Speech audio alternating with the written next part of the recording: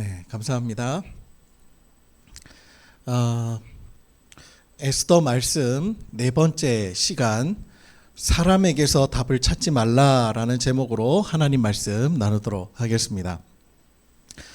페르시아에 사는 유대 사람들이 몰살 당할 위기에 처해졌습니다.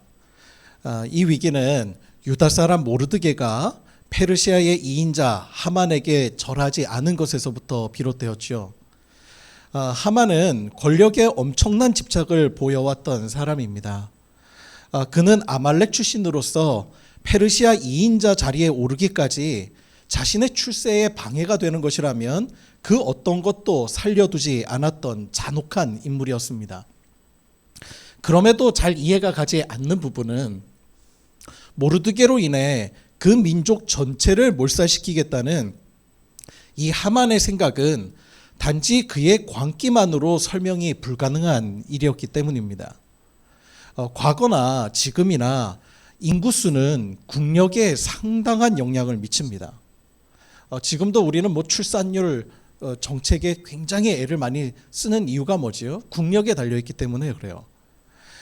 당시 페르시아에 거주했던 유다인의 수는 결코 작지가 않았을 겁니다. 느헤미야 7장에 보면요, 예루살렘으로 돌아온 사람의 수가 기록되어 있는데 그 돌아왔던 귀환한 사람들의 수가 42,360명입니다.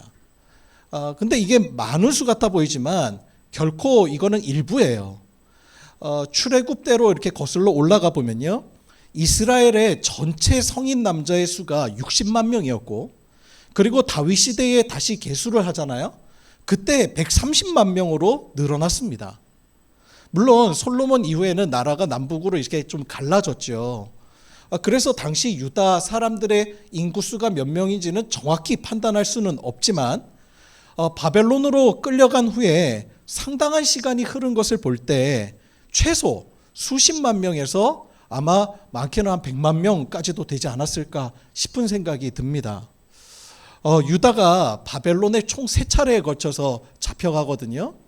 근데 처음 1차로 끌려왔던 시간부터 계산하면 약 70년 동안의 포로 생활이고, 최종 유다가 멸망했던 그 3차 최종에서부터 재면 한 50년의 세월이 흐른 뒤입니다. 그 시간 동안 유다인 중에서는요, 페르시아에서 태어난 사람의 수도 상당했을 거예요. 거기서 2세, 3세 태어나지 않았겠습니까? 우리나라가요, 해방 당시에 한반도 전체 인구가 2,500만 명이었대요. 남북 다 합친 숫자입니다. 전쟁 후에 약 70여 년이 지난 현재 우리 남한의 인구만 약 5,200만 명이에요. 인구 증가율을 동일한 잣대로 이렇게 적용할 수는 없겠지만 페르시아에 정착한 유다인의 인구수는 결코 작지 않았을 겁니다. 무시할 정도는 아니었을 거예요. 그러니 이 유다인들을 다 몰살한다는 것은 사실 왕조차도 결단하기가 매우 어려운 일입니다. 한꺼번에 많은 수가 죽게 되면 나라의 경제와 안보에 미치는 영향이 엄청나게 컸을 테니까요. 그럼에도 이것이 가능했던 이유가 뭘까요? 이유는 간단합니다. 우리가 지난 3장에서 살펴보았듯이 이들이 바로 유다인이었기 때문입니다. 모르드게가 하만에게 절하지 않았던 이유를 에스더 3장에서 뭐라고 기록하고 있다고 했죠? 그가 바로 유다인이었기 때문이다라고 기록한다고 말씀드렸어요. 자, 그러면 그가 도대체 절하지 않은 것과 유다인이라는 것이 어떤 상관관계가 있었던 것이죠? 율법에 따르면 하나님 외에 우상과 사람의 손으로 빚은 어떠한 형상에도 절하지 말라고 기록하고 있죠. 그러나 이 율법이 인간 관계에 적용되는 것은 아닙니다. 예를 들어 모세는 장인 이드로에게 절을 했고 요셉 역시 아버지에게 절하지 않습니까? 여기서의 절의 의미는 인사이죠, 인사. 신앙적인 의미가 아닌 거였어요. 자, 그렇다면 모르드게가 하만에게 절하지 않았던 이유가 무엇이었는지를 조금 추측할 수 있습니다. 하만이 사람들에게 요구했던 절의 의미는 단지 상하 권력 관계를 넘어서 거기에 신앙적 의미가 담겨져 있었다는 거예요. 자기 과실을 넘어서 자신을 우상화하고 자신을 신처럼 섬기도록 요구했다는 것입니다. 스스로 하나님이 되려는 모든 인간의 죄성을 대표한다고 볼 수 있습니다. 그래서 우리는 단지 이 모르드게 한 사람이 그저 고지식하고 그의 반항적인 기질 때문에 그놈의 그 인사 한 번 하지 않아서 이 유다인 전체를 죽게 만들었다, 이렇게 생각해서는 안 된다는 거예요. 하만이 유다인 전체 몰살을 왕에게 승납받을 수 있었던 이유가 무엇이었겠습니까? 아마도 이 하만이 왕에게 그랬을 거예요. 왕이시여, 제가 모르드게 한 사람을 이렇게 가만히 살펴보니까 유다인들은 페르시아의 법을 따르지 않고 앞으로 왕의 통치에 대항할 수 있는 무서운 적이 될 수 있겠다고 그렇게 이야기를 한 겁니다. 그런데 왕이 가만히 듣고 보니까 진짜 그럴 수 있겠다 싶은 거예요. 저 사람들은 이 바벨론 땅에서도 하나님의 법을 따르는 사람들이니까요. 그래서 사회적, 경제적으로 엄청난 혼란과 손실을 초래할 수 있음에도 불구하고 이 하만의 음모가 실행될 수 있었다라고 하는 것입니다. 모르드게는 그 소식을 듣고 엄청난 충격에 휩싸입니다. 우리 1절 함께 보실까요? 우리 1절 다 같이 한 목소리로 함께 봉독하도록 하겠습니다. 시작. 모르드게가 이 모든 일을 알고 자기의 옷을 찢고 굵은 배 옷을 입고 재를 뒤집어 쓰고 성중에 나가서 대성통곡하며. 아멘. 모르드게는 자기 자신으로 인해 민족 전체가 죽게 되었다라고 하는 죄책감에 빠지지 않았을까요? 여러분, 우리가 이를 통해 우리가 깨닫게 되는 중요한 사실이 한 가지가 있어요. 믿음의 선택에는 위기가 따를 수도 있다는 사실입니다. 하나님의 말씀대로 살았는데 위기가 찾아왔습니다. 그런데 그때 우리가 명심해야 할 또 한 가지 사실이 있습니다. 그것은 그 위기가 하나님의 구원을 경험하는 계기가 된다는 사실입니다. 또한 나태해졌던 우리의 믿음 생활에 다시금 갱신이 일어나는 사건이 될 수도 있다는 사실입니다. 여러분, 당시 유다 사람들 중 다수는 그 페르시아 땅에 적응하면서 살아갔을 거예요. 직업도 얻고요, 집도 사고. 아까 말씀드렸잖아요. 그 예루살렘 재건에 동참했던 사람이 4만 명밖에 되지 않았다고요. 당시 페르시아 문명은요, 가장 세련되고 앞선 문명이었습니다. 중동에서. 가끔 우리 한국은 어서와 한국은 처음이지? 그 혹시 프로그램 보신 적 있으세요? 저 그거 가끔 이렇게 보면요, 재밌어요. 외국인들이 한국 방문하면요, 놀라는 점이 몇 가지가 있다고 하잖아요. 그 중에 하나가 이 여기저기서 와이파이가 다 터져요. 인터넷이. 그것도 엄청 빨라요. 심지어는 그 지하철에서까지 되지 않습니까? 거기다가 교통 시스템이 굉장히 앞서 있습니다. 편리하고 치안이 좋습니다. 그런데요, 여러분, 페르시아가 중동에서 그런 의미였다는 거예요, 당시에. 편리하고 안락하고 안전하고 일자리 풍부하고 사업도 잘 되고, 그 땅에 적응한 유다인들, 그리고 그곳에서 태어나 그 땅을 고향으로 생각했던 사람들에게 이 하만의 음모는요, 엄청난 충격을 가져다 주었을 거예요. 그리고 그제서야 그들이 깨달았을 겁니다. 그렇지. 나는 페르시아 사람이 아니었지. 그제야 자신의 정체성을 다시금 깨닫게 되는 겁니다. 여러분, 우리는 어떻습니까?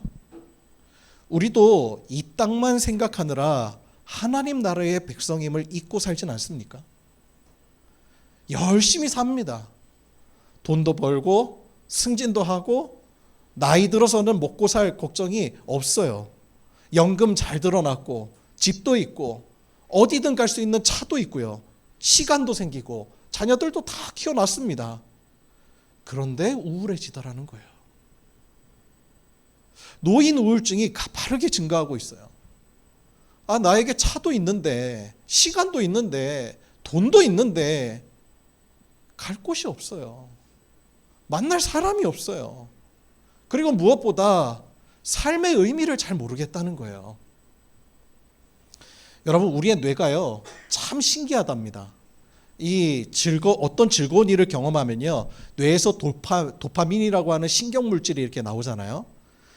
예를 들어 새로운 차를 샀어요. 좋은 차를. 그리고 가방을 샀어요. 뭐 집을 샀어요. 그러면 엄청 즐겁죠. 너무 좋아요. 행복합니다. 그런데 일정한 시간이 지나면 금방 뇌는요, 익숙해져요. 그리고 적응이 빨라서요, 지겨워질 때도 있어요.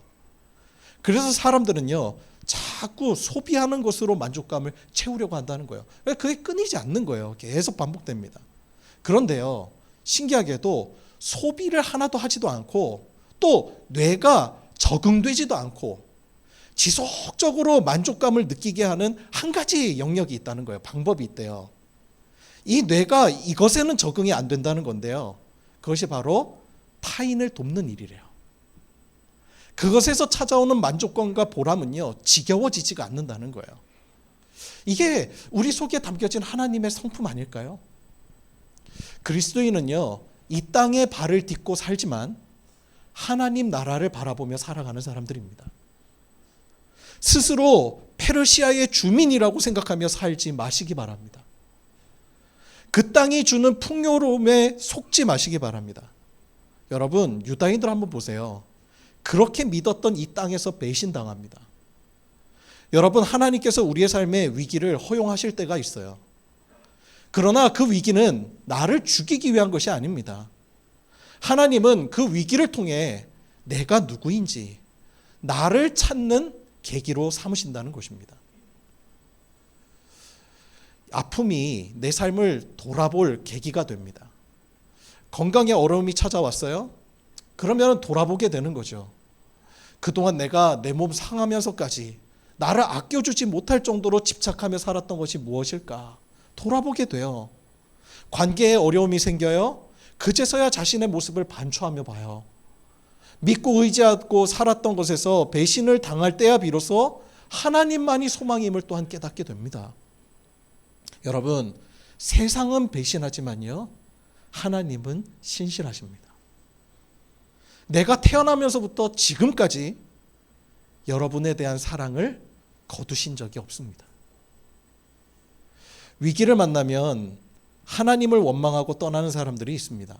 그러나 반면 자기 자신을 돌아보고 하나님을 찾는 사람들이 있습니다.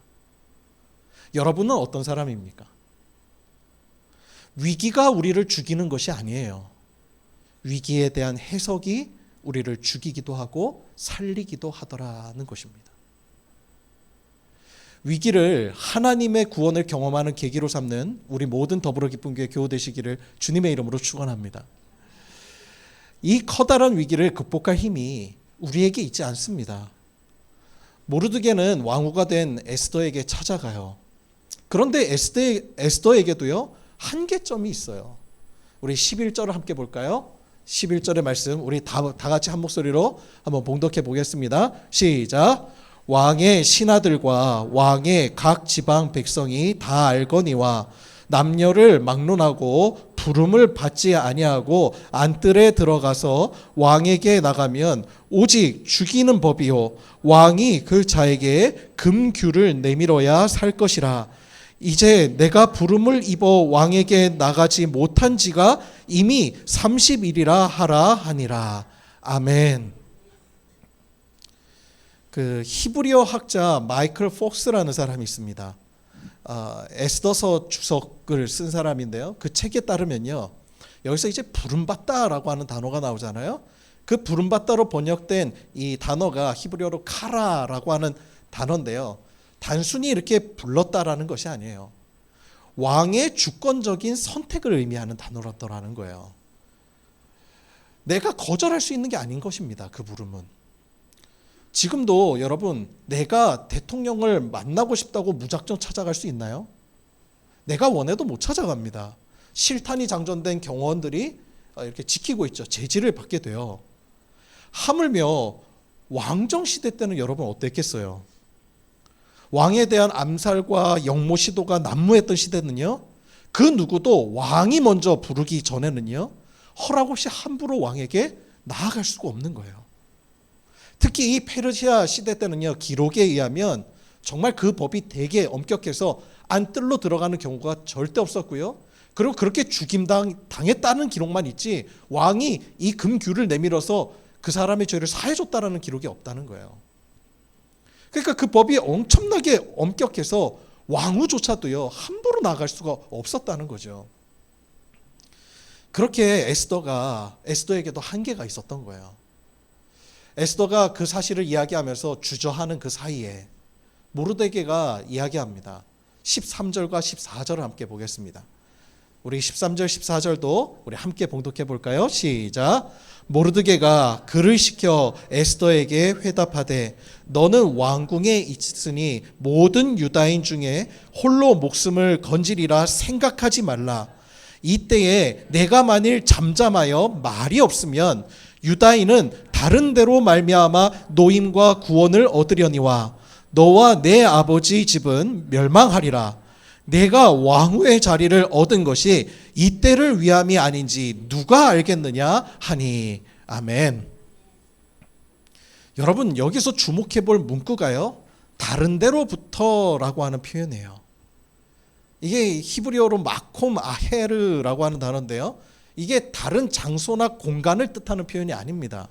다른 데라고 해서 공간이 아니라 하나님의 주권적인 개입을 의미하는 신학적인 표현이에요. 모르드게는 그 상황 속에서 알았던 거예요. 눈앞에 있는 저 에스더가 가장 현실적인 해답이긴 하지만 에스더에게 구원이 달린 것은 아니다라는 거 말이에요. 여러분, 에스더에게 구원이 있는 게 아니에요. 에스더에게 왕후라는 강력한 자리와 힘은 있어요.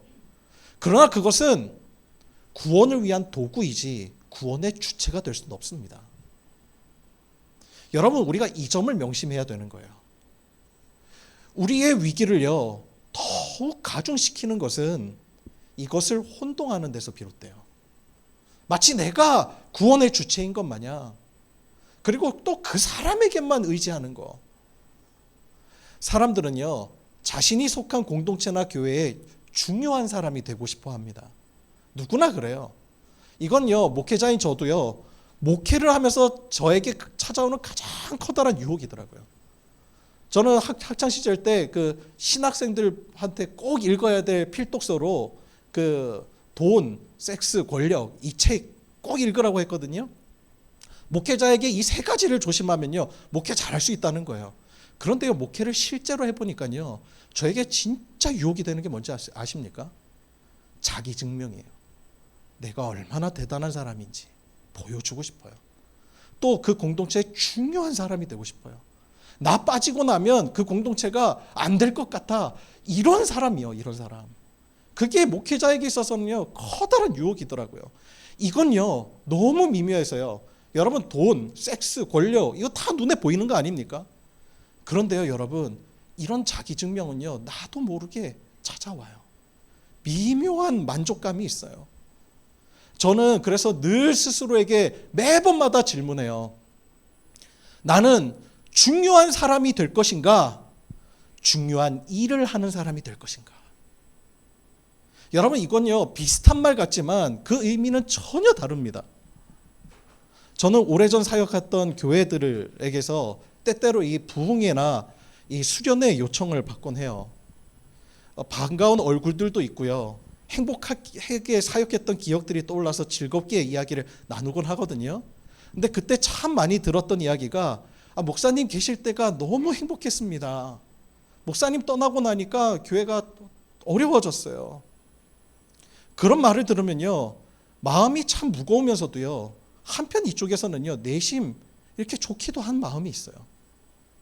그만큼 그 공동체에 의미 있는 사람이었다는 거, 그거 참 좋은 일이죠. 참 기분 좋은 일입니다. 그런데 또 한편으로는요 그러한 평가는 저의 사역이 옳지 못함도 있었다는 것을 의미하는 거예요. 여러분, 가장 좋은 사역은요 성도들에게 나의 영향력을 남기는 것이 아니라 예수님을 남기는 거거든요.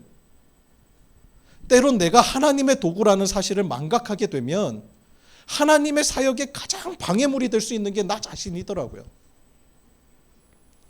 사람을 의지하게 만드는 기업이나 공동체나 교회는요, 그것으로 인해서 문제가 생겨요.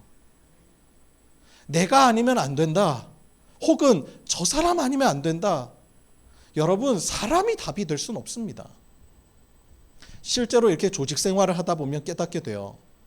처음 일을 맡는 사람보다 이 경험이 많은 사람이 실제로는 뭐 안정적입니다. 그런데 이상하게도요, 큰 갈등이나 문제는 경험 많은 사람들로부터 시작되는 경우들을 참 많이 봐요. 해봤으니까 그냥 독단적으로 처리해버리는 경우도 있고요. 경험에 의존하다 보니까 일에 소홀하게 되는 경우도 적지 않더라는 거예요.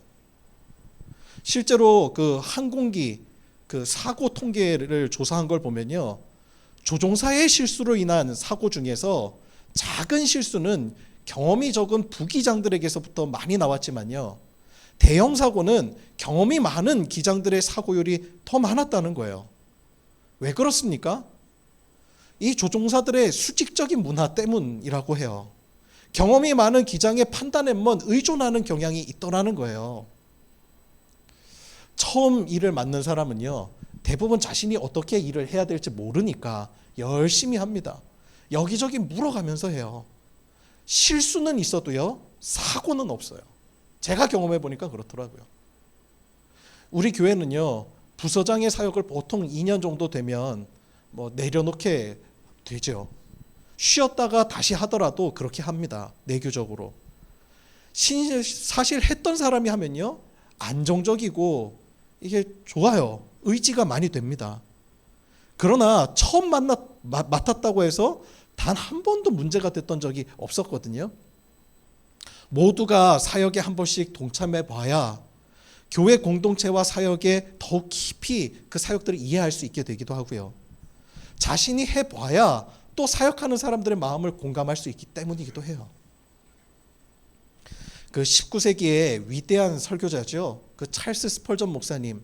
그분이 이런 이야기를 했어요. 참 가슴에 와닿는데요. 하나님의 계획은 결코 한 사람의 연약함으로 인해 좌절되지 않는다.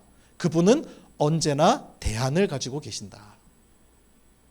여러분, 성경을 보면 이러한 예가 많지 않습니까? 모세가 주저했을 때도, 기드온이 두려워했을 때도 하나님은 당신의 계획을 이루어 가셔요. 심지어요, 엘리야가 하나님 나만 남았나이다. 하나님 아무도 지금 남지 않고요, 저만 남았나이다. 그 절망할 때도요, 하나님은 이미 7,000명을 예비해 두세요. 디트리히 본헤퍼는 그의 마지막 저서죠, 옥중서신에서 이런 말을 해요. 우리가 할 수 없는 곳에서 하나님은 하실 수 있다. 우리의 한계가 하나님의 시작점이 된다. 아멘. 실제로 보네포가 처형된 뒤에요, 그의 신학은요, 오히려 더 큰 영향력을 발휘합니다. 에릭 메타샤스라고 하는 분이 보네포라는 일기를 쓰거든요. 그런데 그가 이런 얘기를 해요. 그의 부재가 오히려 더 강력한 메시지가 되었다고. 제가 지난주에 설교를 준비하다가 오스 기니스의 책 소명이라고 하는 책이 있는데요, 거기서도 이런 문구가 있었어요. 잘 들어보세요. 하나님의 부르심은 우리의 능력이 아닌 그분의 신실함에 근거한다. 아멘이십니까? 여러분, 정말 그래요. 하나님의 일은요, 하나님께서 이루어 가세요. 제가 신학교 설교학 시간 때 설교 실습이 있었거든요. 각자 이 시대를 향한 설교를 다들 이렇게 준비하시는데, 그때는 이제 설교의 주제가 있었어요. 설교가 뭐 크게 두 가지 아닙니까? 그 패스토럴, 그러니까 목양적인 설교가 있고요. 그다음에 예언자적인 설교가 있고요. 제가 신학교 때 그 신약학 교수님이셨던 황현숙 교수님이 그런 얘기를 했어요. 이 시대에 참 교회가 안타까운 점 중에 하나가 이 목양적인 사람들을 위로하고 따뜻하게 안아주는 설교는 참 많지만 이 시대를 분별해서 이 예언을 하는, 하나님의 말씀을 전하는 예언자는 없는 것 같다. 그래서 그분이 제사장은 많은데 이 예언자가 없는 게 참 안타깝다라는 말씀을 들은 적이 있어요. 그런데 이 설교학 시간 때도 주제가 그런 거였어요. 이 목양적인 설교가 아니라 시대를 바라보는 예언자적인 설교를 준비하는 거였거든요. 그런데요, 그때 학생들이 설교를 이제 하는데 너무 좋은 거예요. 시대를 바라보는 눈들도 참 대단하고 매우 좋은 설교였습니다. 그런데 다 마친 다음에 교수님께서 그런 코멘트를 하셨어요. 제가 그 코멘트가 좋아서 제가 기록에 남겨놨거든요. 그분이 이런 얘기였어요. 전부 다 시대를 바라보는 통찰과 평가가 너무나 날카롭고 좋습니다. 하지만 그것이 비평에서만 머물지 말고 새로운 희망으로 이어졌으면 좋겠습니다. 왜냐하면 하나님이 우리와 함께 계시기 때문입니다. 여러분, 한국교회가 위기라고 말하지만 우리는 함부로 소망이 없다고 단정하지 말아야 합니다. 왜 그렇습니까? 한국교회의 부르심은 하나님의 신실하심에 근거하기 때문입니다. 하나님이 우리와 함께 계시기 때문에 하나님은 교회를 새롭게 하실 것입니다. 모르드게는 구원이 에스더에게 있지 않다는 것을 잘 알았습니다. 하지만 에스더의 자리가 하나님의 구원을 위한 도구라는 사실은 또한 분명히 또한 알았습니다. 여러분, 하나님은 에스더의 그 권세, 그 위치, 그 자리 없이도 구원하실 수 있는 분이에요. 그러나 하나님은요, 에스더와 함께 일하기를 원하세요. 하나님은요, 잘 들으세요. 여러분 없이도 하나님 일하실 수 있으세요. 내가 없이도, 저분이 없이도 하나님 일하실 수 있으세요. 그런데 하나님께서 왜 우리에게 맡겨주셨습니까? 일이 나에게 주어졌습니까? 그 의미는요, 하나예요. 나와 함께 일하자는 거예요. 하나님께서 일하기를 원하세요. 그에게 자리를 주신 이유이죠. 여러분, 겸손과 무책임을 혼동하지 말아야 돼요. 나에게 구원이 없어. 그러니 주님의 능력만 구하며 주어진 맡긴 일에 순종해야 됐다. 이렇게 반응하는 것은 겸손이에요. 여러분, 이게 겸손이죠. 나한테 구원의 능력이 있습니까? 없죠. 여러분, 우리가 선교지를 한번 나가보세요. 선교지를 보면 정말 기도가 터져 나오거든요. 안타깝잖아요. 하나님, 이들을 구원하여 주셔서, 그 기도밖에 안 나와요. 내가 구원할 수 있는 게 아니거든요. 내가 할 수 있는 힘이 미약하다는 걸 알거든요. 그래서 여러분, 거기서 하나님만 구할 수밖에 없는 거예요. 하나님, 나에게 구원할 능력이 없습니다. 그런데 여러분, 나에게 없다고 해서 가만히 있을 수 있나요? 아니에요. 여러분, 한국 교회 이렇게 요즘의 모습들 보면 안타까움이 있죠. 목회자로서도 안타까움이 있어요. 아, 진짜 변할까? 한국 교회가 다시 한번 일어설까? 정말 하나님 앞에 신실한 하나님의 자녀로 다시 설 수 있을까? 가끔은요, 정말 울분이 터져 나올 때가 있어요. 막 남들 이야기하는 소리에 귀가 기울여져요. 한국 교회 소망 없다. 한국 교회가 한국 다 망친다. 이런 얘기 들으면요, 막 속이 상하고요. 그거에 어쩔 때는 동의가 될 때도 있다니까요. 그러면은, 소망 없네. 내가 아무리 설교해봤자 변하겠어? 여러분, 그래갖고 그거를 하나님이 구원하시겠지. 그러고는 제가 제 직무를 아무것도 하지 말아봐요. 여러분, 그거는 무책임한 거예요. 여러분, 겸손이라는 게 뭐죠? 나에게 능력이 없어요. 맞아요. 내가 구원할 수 없어요. 맞아요. 그런데 하나님께서 나에게 맡겨주신 그 작은 일, 그것을 그저 묵묵히 해가는 거예요. 그게 겸손한 자의 태도인 거예요. 여러분, 겸손과 무책임을 혼동하시면 안 돼요. 자신에게 맡겨주신 자리와 재능을 외면하면 그것은 겸손이 아니라 무책임한 거예요. 지금 에스더에게 요구하고 있는 것 아닙니까? 네가 아니어도 하나님 충분히 일하실 수 있어. 그런데 하나님께서 너에게 이 자리를 왜 주셨는지를 기억하라는 거예요. 무책임하지 말라는 거예요. 네 얘기가 겸손한 게 아니라는 거예요. 하나님 앞에 쓰임 받으라는 거예요. 제가 여러분 주보에 이번 달 추천 도서로 이렇게 넣어드린 책이 있어요. 그 책이 클레어 키친의 이처럼 사소한 것들이라고 하는 소설입니다. 여러분 꼭 한번 읽어보시기를 추천드려요. 여기서 나오는 주인공이요, 이 펄롱인데요. 이게 실화를 바탕으로 한 거거든요. 이분이 아버지가 누구인지 모르는 사생아입니다. 어머니가 있었지만 어머니에게 돌봄은 제대로 받지 못하고 어머니를 고용하던 미시즈 윌슨이라고 하는 분에게 의해서 펄롱이 돌봄을 받습니다. 이렇게 전적인 은혜를 받아서요. 이 펄롱은 어엿한 어른이 돼서 성장해요. 결혼도 해갖고 그 아일린이라고 하는 아내도 얻고 딸을 5명이나 키우는 평범한 가장의 삶을 살아갑니다. 그런데 이 펄롱은 당시에 석탄 거래상이었는데 그 거래처 중에 아주 중요한 거래처 중에 그 수녀원이 있었어요. 그리고 몇 번 이렇게 수녀원에 거래를 하다가 이 수녀원에서 학대를 당하고 있는 소녀들을 만나게 됩니다. 한 아이가 이 펄롱을 붙잡고요. 이렇게 말해요. 차라리 물에 빠져 죽을 수 있게 저를 이곳에서 좀 내보내주세요. 이 이야기를 이 펄롱이 집에 와서 아내에게 이야기합니다. 그러자 아내가 대답해요. 그런 일은 우리와 상관없어. 우리가 할 수 있는 일이 없어. 또 그곳은 우리에게 중요한 거래처야. 평소와 말투가 다른 그 아내의 모습에 굉장히 당황해합니다. 그러면서 아내는 또 이렇게 이야기를 해요. 어떤 일이든 간에 그게 우리랑 무슨 상관이야. 우리 딸들, 이 딸들은 건강하게 잘 크고 있잖아. 그 펄롱은 이 말 앞에 대단히 혼란스러워해요. 그리고 아내에게 다시 묻습니다. 만약에 우리 딸 중에 하나가 그렇게 된다면, 우리 딸 중에 하나가 그 아이들이라면, 그러자 그 아내가 단호하게 말합니다. 걔들은 우리 애들이 아니야.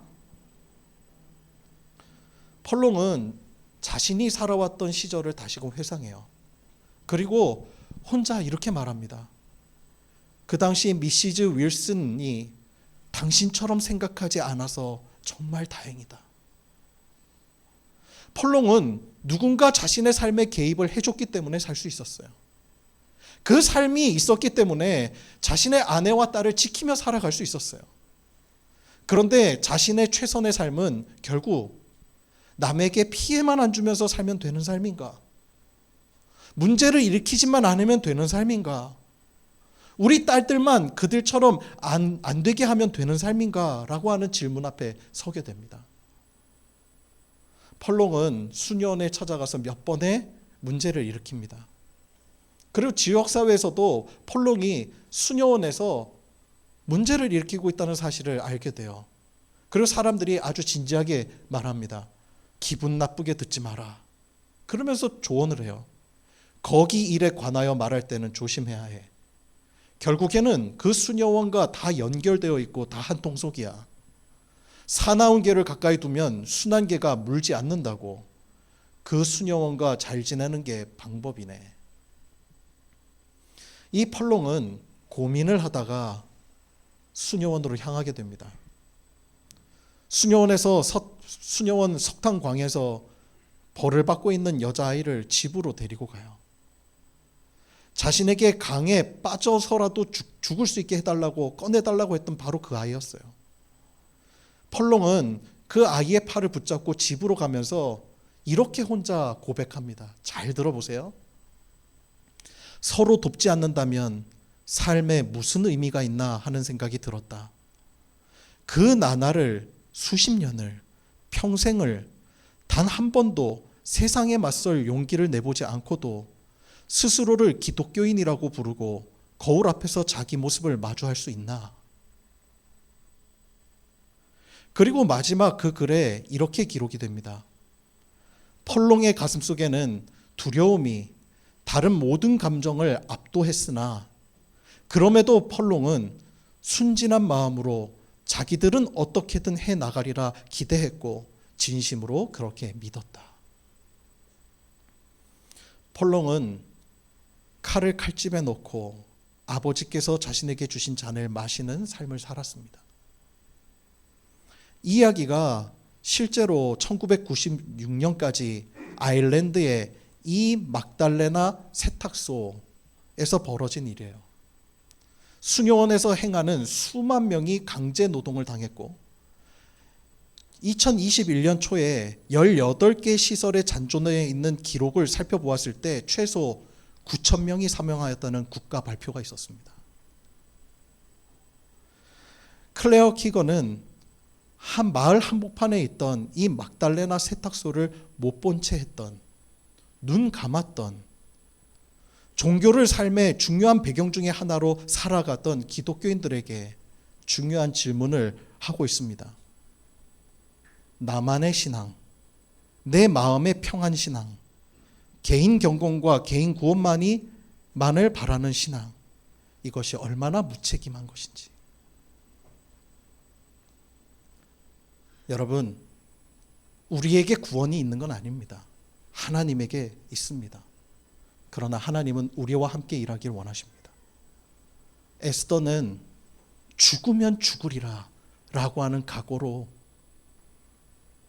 말씀을 받들어 나아갑니다. 바로 거기서 하나님의 구원의 역사가 일어났습니다. 여러분, 순종하지 않으면 하나님의 일에 동참할 영광을 놓치게 됩니다. 우리의 삶이 오늘 이 말씀을 붙들어서 나에게 구원을 이루시는 그 하나님, 사람에게서 답을 찾진 않되 하나님에게 답이 있다고 믿고 주어진 자리에서 신실하게 하나님의 일을, 또 하나님께서 맡겨주신 사명을 잘 해나가는 우리 모든 겸손한 더불어 기쁜 교회 교우 되시기를 주님의 이름으로 축원합니다. 기도하겠습니다.